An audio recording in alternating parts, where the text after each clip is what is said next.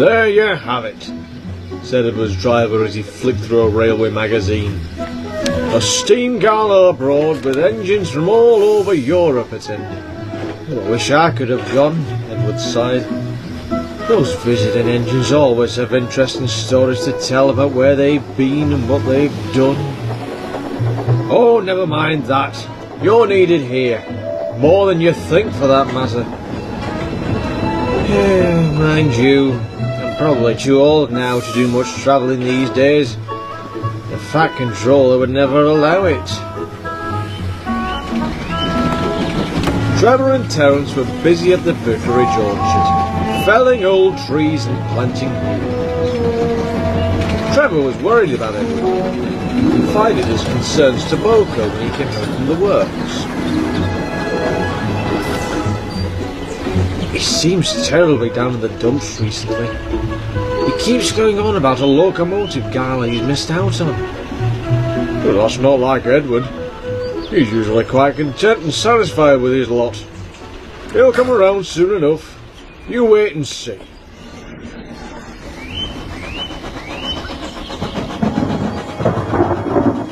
The weather changed awfully over the next few days. Rain bucketed down to the extent that rivers were fit for bursting their banks.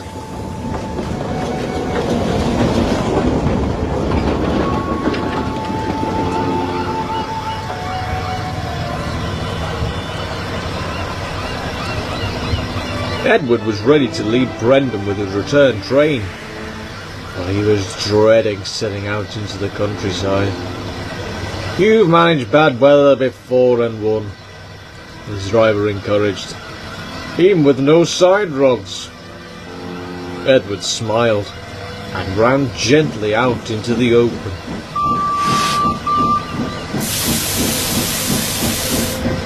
But the storm grew gradually worse, as the wind began to pick up in very strong gusts.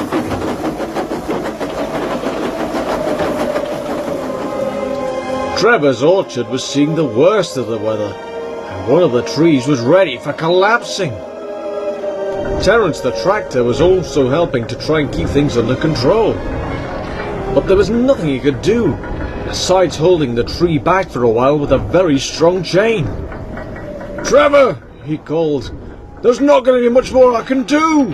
What'll I do then?" "You'll need to warn Edward and Boko. Boko will be at Wellsworth. If you hurry now, you'll catch him before he leaves for the China Clay Works." "Right," said Trevor, and sped off to warn Boko.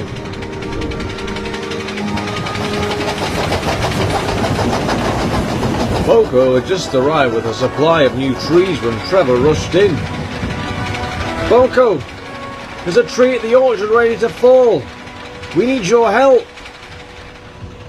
"Head to the orchard, Trevor. I'll be up as soon as I can with a crane." Boko was as good as his word, and arrived just in time to secure the tree. "Right," he said. "I'm sure Edward's been warned, and we've got time to get this thing shifted again." "Oh, no such luck," the vicar called. "Edward's passed the last signal 5 minutes ago. He'll be here soon." Terence's grip on the tree suddenly gave way, and the chain between them snapped. "Oh!" he squeaked as he shot backwards. "What now?" "That crane can't hold it for long in this wind." "He can try, though," said Boko. "At least until Edward's passed through." They could hear Edward's whistle coming toward them. "Oh no," groaned Boko. "Please hold, please." Edward could see the tree in front of him, and he could see that it was about ready to fall. "It's no use trying to stop," thought the driver. "We'd be crushed if we did. The rails are too wet." "I'll just need to keep going," said Edward bravely, and sped on ahead. "Come on, Edward," whistled Trevor and Terence together. "Yes, Edward," agreed Boko. "You can do it."